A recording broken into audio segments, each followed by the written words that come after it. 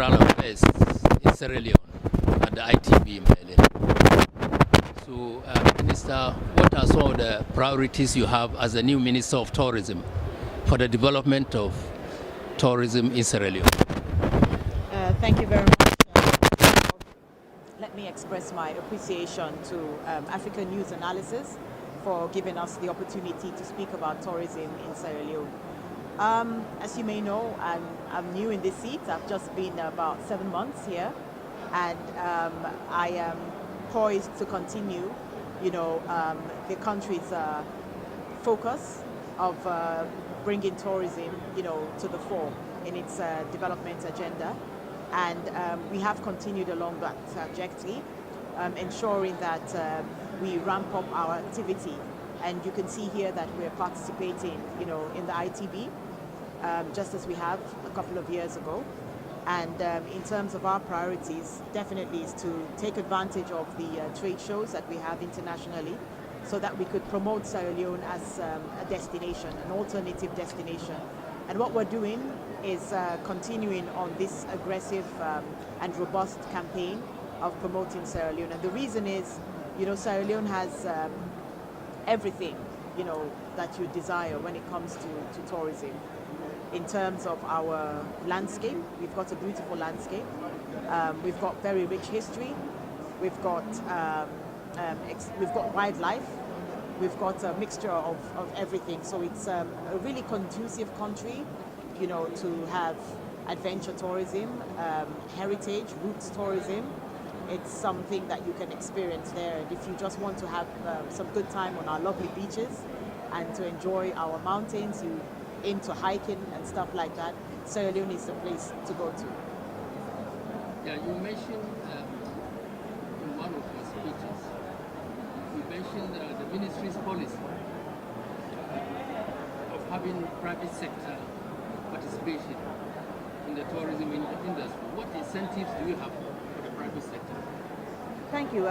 We want a private sector driven industry, because what we've done doing a scan of what's happening in Sierra Leone and almost everywhere, private sector does, drive development. And in Sierra Leone, we're poised to having that as well. We do have several layers of incentives, aside from the partnerships that we do offer. We have built our structure, because what happens, you have to set up your structure to ensure that you provide the support that the private sector needs to thrive. So what we have done within the structure of the Ministry of Tourism and Cultural Affairs, we have established a unit that seeks to enhance private sector and community relations. We also have the National Investment Board, which is also dealing with private sector investment. They provide the incentives that are relevant and that are necessary. The reason why we cannot give you specific incentives at this point in time is because the nature of the investment is quite different. You have some private sector actors who invest into eco-lodges. You have some investing into hotels. You have some who are investing into various components across the tourism sector. And that would also require us having a lot of partnerships with other ministries, departments, and agencies. So for me to be able to give you a specific incentive right now would be difficult, but we do have a wide range of incentives that we offer to the private sector, and it's also dependent on the quantum of investment that is being made.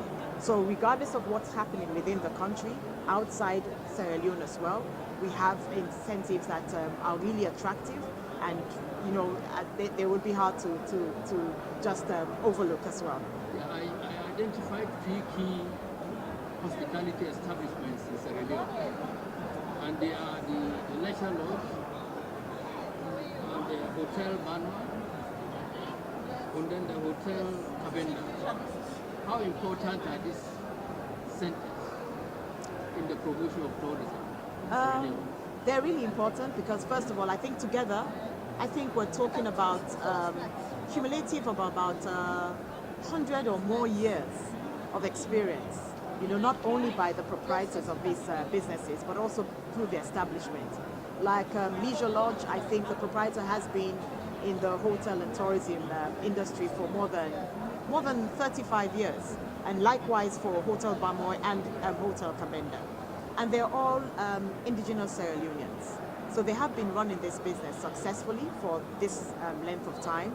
They started their businesses like guest houses, and it's expanded now, into hotels. So something that started off with probably 10 rooms occupancy has expanded to over 30, 40 rooms.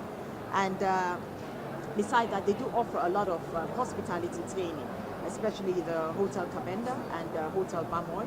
They do a lot of training for staff, a lot of our tour guides, a lot of our workers within the hospitality industry have gone through, and they've acquired a lot of knowledge and experience, from these hotels. So these are establishments that have stood the test of time. They are flourishing, I must say, and they offer different kinds of products. Hotel Bamoy is located just along the beach. Leisure Lodge as well is just a couple of kilometers away from the beach. And Hotel Cabenda is located on the hills, where you have a lovely view of some parts of Freetown.